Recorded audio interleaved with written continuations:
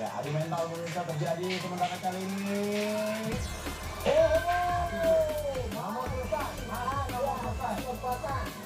Masih selesai. Tim berpeluang meraih angka kemenangan di set kelima ini, Bu, ya. Siapakah yang unggul? Tentunya pada saat ini adalah kedua tim menampilkan permain dalam peak performa yang tinggi, Bu.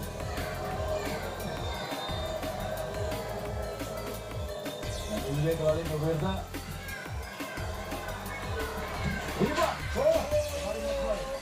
Inilah dia, saling mengejar, saling membuat strategi yang berbeda, dan Ivan tetap menjadi andalan.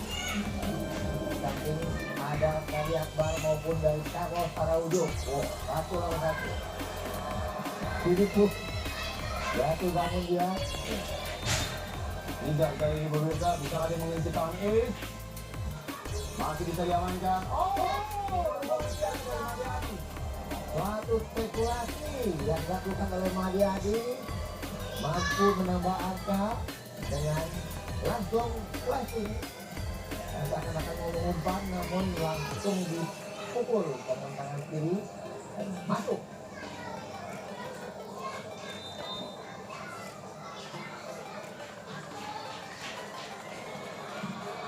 Masih tidak. Tidak. Wasit menyatakan sah, tidak overblock, ya Bu, ya. Mungkin dalam tayangan ulang bisa dilihat apakah wasit sudah tepat. Ya, sekarang Bayu nih, sekarang melakukan serve. Ya, teriakan menonton sudah mulai habisin. Ya, tidak overblock, Bung, ya. Betul Ya. tadi.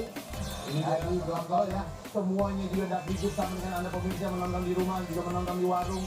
Ataupun juga kali ini, Carlos.